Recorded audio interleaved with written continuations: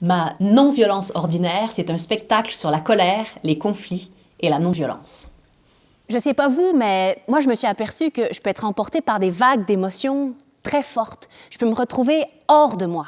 Je savais pas que je pouvais me retrouver aussi moche, déformée par ma violence. Mon souhait, c'est que ce soit drôle, touchant et vrai. Moi, j'ai envie de devenir le Dalai Lama 2. J'ai ma pierre d'amétrine. La métrine stabilise les émotions et aide à relativiser de façon rationnelle. Quand je sens que ça monte, je me recharge au contact de la pierre. J'ai aussi téléchargé une appli de méditation qui s'appelle Petit Bambou.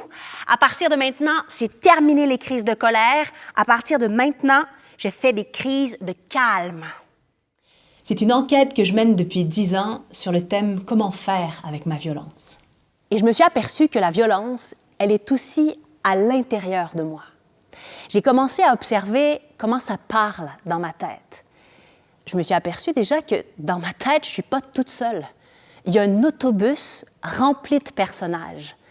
Et en fonction du moment de la journée, ce n'est pas toujours le même personnage qui conduit l'autobus.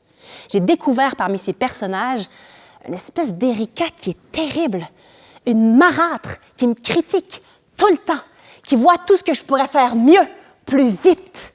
La belle-mère de Cendrillon. La belle-mère de Cendrillon vit dans ma tête. Tu vas encore dégeler des surgelés ce soir, c'est ça? T'as pas eu le temps de passer faire les courses?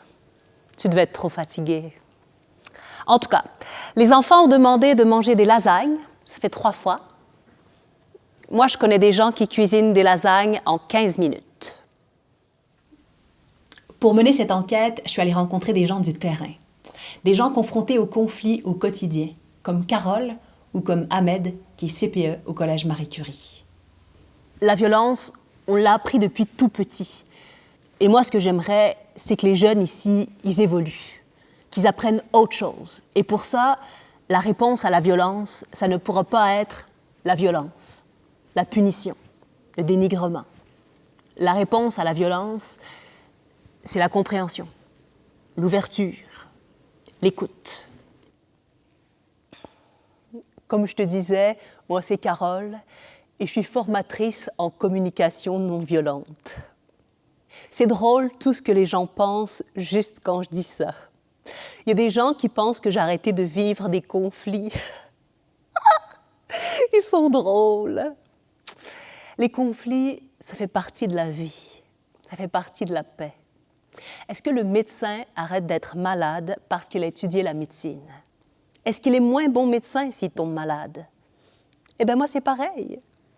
Je ne sais pas si tu me reconnais. On s'est croisés plusieurs fois. Je passe par tous les chemins. Je suis tout le temps là, mais souvent je suis cachée sous plusieurs couches. Je suis la réponse à la violence et à toute sa famille nombreuse. Je suis l'amour et j'ai aussi une famille nombreuse. Compréhension, soin, fermeté, douceur, confiance, intensité, ouverture, courage, vérité.